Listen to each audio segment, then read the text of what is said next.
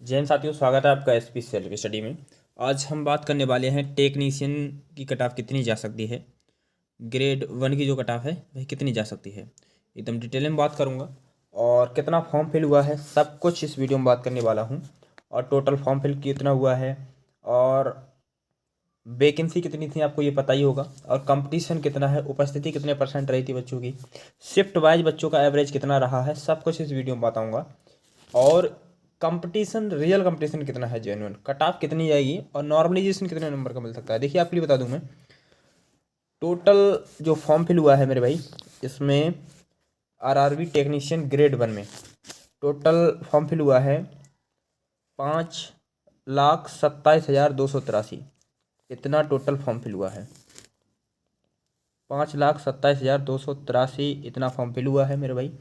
और इतने form fill होने के बाद कितने पदों के लिए वैकेंसी थी आपकी, 1,092 पद थे आपको, ये सब पता ही है आपके लिए। और मैं अगर बात करूं 1,092 से अगर मैं इसके लिए भाग दे देता हूं तो कंपटीशन कितना बैठता है पता है। एक सीट के लिए 482 बच्चे युद्ध लड़ रहे हैं। एक सीट के लिए 482 बच्चे युद्ध लड़ रहे हैं भाई, ठीक है।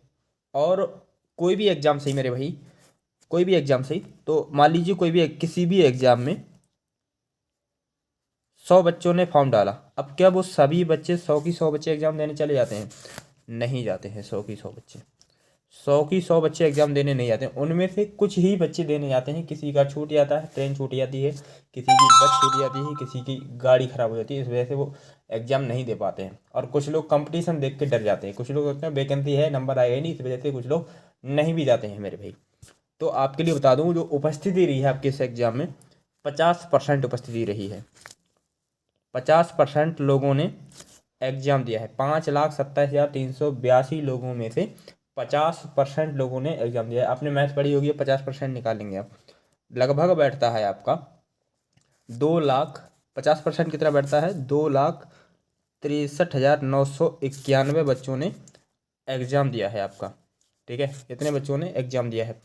अब उपस्थिति जो, अब आपका रियल कंपटीशन कितना बैठता है? रियल कंपटीशन बैठता है भाई 241 बच्चे प्रति सीट कंपटीशन लड़ रहे हैं। मतलब कि 241 बच्चे एक सीट के लिए युद्ध लड़ रहे हैं, आपको पता ही है ये है, ठीक है मेरे भाई। 241 बच्चे युद्ध लड़ रहे हैं लिए, ठीक है। अब देखिए ऑल शिफ्ट का जो एवरेज स्कोर बन रहा है, आपका जो एग्ज़ाम था वह आपका 4 शिफ्टों में हुआ था। जो एवरेज स्कोर निकल के आया है, देखिए मैंने यहाँ पे लिख रखा है डेट, यहाँ पे शिफ्ट, ठीक है, और एवरेज स्कोर। आप अपना स्कोर जरूर बताइए कि आपका स्कोर कितना बन रहा है, आपका स्कोर कितना बन रहा है, जिसके लिए मैं और डिटेल में ला सकूं आपके लिए कि कट ऑफ कितनी जा सकती है आपकी, ठीक है। देखिए जो 19 तारीख को, 19 दिसंबर 2024 को जो एग्ज़ाम हुआ है, 19 दिसंबर 2024 को जो एग्ज़ाम हुआ है, फर्स्ट शिफ्ट का, फर्स्ट शिफ्ट का जो जो एग्ज़ाम हुआ है, उसके बच्चों के जो एवरेज मार्क्स बन रहे हैं 39.82। अब देखिए आपने एवरेज तो पढ़ा ही होगा कि किसी बच्चे के क्या होते हैं, किसी के बच्चे के होते हैं 1,000, ठीक है, किसी के बच्चे के होते हैं 10, किसी के होते हैं 20 मार्क्स, ठीक है, और किसी के होते हैं 30 मार्क्स, किसी के होते हैं 40 मार्क्स, ठीक है। 40 मार्क्स होते हैं आपके ना, तो एवरेज जो स्कोर निकलेगा आपका, देखिए कितना हो गया 70, और मतलब कि ये हो गया 100, 100 हो गया। एवरेज निकालना बता रहा हूँ आपके लिए, 100 हो गया ये। तो 100 का कितने भागों में? 4 लोगों में, 4 25, मतलब कि जो एवरेज स्कोर निकल के आया बच्चों का कितना, 25 निकल के आया, ठीक है। एवरेज स्कोर निकल के आया 25, ये सभी बच्चों का एवरेज है औसतन। क्योंकि कैसे एवरेज है, किसी के नंबर आ गए 10 मान लीजिए, किसी के 20, किसी के 30, किसी के आए 45, किसी के आए 50, ठीक है। और किसी के आए मान लीजिए 50 के बाद किसी बच्चे के आ गए 40 नंबर, ठीक है। तो इन सभी के जो मैंने ऐसे ही एवरेज निकाला, तो औसतन निकल के आया कितने, 25 एवरेज निकल के आया। तो बच्चों का जो एवरेज निकल के आया है 25 निकल के आया है, ऐसे ही इधर समझ लीजिए, ठीक है। तो 19 तारीख को 12 महीने 2024 को जो एवरेज इसको निकल के आया फर्स्ट शिफ्ट के बच्चों का, वो 39.82 निकल के आया है मेरे भाई। अब ऐसे ही 20 तारीख 12वां महीना 2024 को फर्स्ट शिफ्ट में जिसका एग्ज़ाम था, उनका जो एवरेज स्कोर रहा है 40.23 रहा है मेरे भाई। 40.23 एवरेज स्कोर रहा है। और जिस भी कैंडिडेट का 19 तारीख 12वां महीना, मैंने एवरेज बता दिया आपके लिए ना, अब कट ऑफ कितनी जाएगी वो भी बताऊंगा आपके लिए। 19 तारीख 12वां महीना 2024 को सेकंड शिफ्ट में जिसका एग्जाम हुआ है ना, उसका एग्जाम हुआ है, तो उस बच्चे के जो एवरेज, मतलब कि उन बच्चों के जो एवरेज स्कोर बन रहे हैं, उस बच्चे के नहीं, उन बच्चों के जो एवरेज स्कोर बन रहे हैं 42.9 एवरेज स्कोर बन रहा है। ठीक है, ज़्यादातर ऐसे ही जिस भी कैंडिडेट का भाई 19 तारीख 12वां महीना 2024 को कौन सी शिफ्ट में, तीसरी शिफ्ट में एग्ज़ाम था, उनका कितना बन रहा है भाई 43। उनका कितना नंबर बन रहा है, उनका 43 नंबर बन रहा है भाई, 43.28 एवरेज स्कोर बन रहा है। ठीक है, एवरेज स्कोर इतना ही बन रहा है। अब देखिए आपके लिए अगर मैं कंपटीशन बताऊं, मतलब कि कट ऑफ बताऊं कि कितनी जा सकती है, एक बार आप अपना स्कोर जरूर लिख दीजिएगा, जिससे कि मैं थोड़ा आपके लिए और डिटेल में वीडियो बना सकूं। ठीक है, देखिए अब कट ऑफ कितनी जा सकती है। अगर आप अनरिजर्व कैटेगरी से, ये मैं ही बता रहा हूँ, कैसे बता रहा हूँ, ये रॉ स्कोर बता रहा हूँ, रॉ स्कोर। ठीक है, रॉ स्कोर बता रहा हूँ, ये मैं आपकी कट ऑफ नहीं बता रहा हूँ। ठीक है, कट ऑफ नहीं बता रहा हूँ कि कट ऑफ इतनी ही जाएगी, क्योंकि इसमें नॉर्मलाइजेशन की प्रक्रिया अपनाई जाएगी इस वजह से। और मैं ये विदाउट नॉर्मलाइजेशन बता रहा हूँ। ठीक है, विदाउट नॉर्मलाइजेशन। अगर आप अनरिजर्व कैटेगरी से हैं, ये रॉ मार्क्स अगर आपका इतना बन रहा है, सेफ बन रहा है, मैं ये नहीं कह रहा हूँ कि इसी कट ऑफ इतनी जाएगी। अगर आप देखिए नॉर्मलाइजेशन मैं बता रहा हूँ कि विदाउट नॉर्मलाइजेशन, नॉर्मलाइजेशन क्या होता है आपके लिए बताऊँ, जब आपका एग्जाम कई शिफ्टों में होता है तो नॉर्मलाइजेशन की प्रक्रिया अपनाई जाती है। ठीक है, जिससे कि सभी के जो स्कोर है सभी का बराबर कर दिया जाए, इस वजह से नॉर्मलाइजेशन की प्रक्रिया अपनाई जाती है।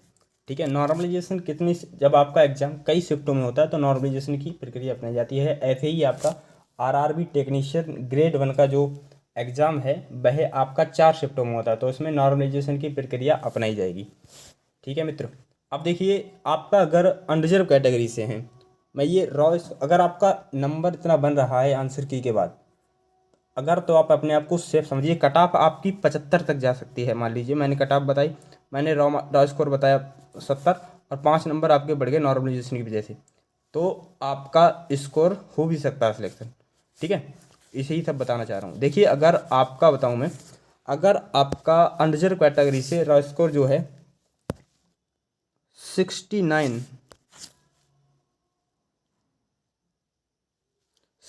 बन रहा है, तो आप अपने आप को सेफ समझिएगा। ठीक है, इतने पे आपका हो जाएगा। हालांकि ये आपका नॉर्मलाइजेशन की वजह से जो कट ऑफ है आपकी 70 तक जा सकती है। ठीक है, आपकी जो कट ऑफ है अनरिजर्व कैटेगरी की 70 तक कट ऑफ जा सकती है नॉर्मलाइजेशन के नंबर जुड़ करके। यह मैं बिना नॉर्मलाइजेशन के बता रहा हूँ। अगर आप ओबीसी कैंडिडेट हैं, अगर आपकी 66 नंबर बन रहे हैं, 66 नंबर बन रहे हैं, तो आप अपने आप को सेफ समझिएगा मित्र, किसी के बहकावे में आने की ज़रूरत नहीं है अगर आपका रॉ स्कोर इतना बन रहा है।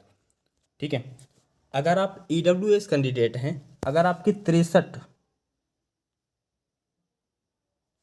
63 नंबर बन रहे हैं, तो आप अपने आप को सेफ समझिएगा भाई। 63 नंबर अगर आपके बन रहे हैं, तो अगर आप एससी कैंडिडेट हैं, अगर आपके 60 रॉ स्कोर बन रहा है, तो आप अपने आप को सेफ समझिएगा। हालांकि मैं आप ध्यान रखिएगा, अगर आपका इतना बन रहा है तो आपका सिलेक्शन हो सकता है। हालांकि नॉर्मलाइजेशन में आपके नंबर बढ़ भी जाएंगे, और नॉर्मलाइजेशन में क्या होता है, नॉर्मलाइजेशन में किसी हर बच्चे के नॉर्मलाइजेशन में नंबर नहीं बढ़ते, किसी के बढ़ते हैं किसी के घटते हैं। ठीक है, और जिसकी भी शिफ्ट हार्ड होती है, देखा गया है जिसकी भी शिफ्ट हार्ड होती है जिस बच्चे की, उसके नॉर्मलाइजेशन में नंबर अधिक मिलते हैं। जिसकी शिफ्ट ईजी होती है उसके नॉर्मलाइजेशन में नंबर कम हो जाते हैं। किसी को कम मिलता ही है नॉर्मलाइजेशन, किसी को 0.5 नंबर का, किसी को 20 नंबर तक का। जैसे एसएससी का एग्जाम है, उसमें 30 नंबर तक का नॉर्मलाइजेशन मिल जाता है, एसएससी दे देती है। ठीक है, एससीसी कैंडिडेट के अगर आपके 60 हैं नंबर बन रहे हैं, तो आप अपने आप को सेफ समझिए। हालांकि आपके नॉर्मलाइजेशन की वजह से नंबर बढ़ भी सकते हैं।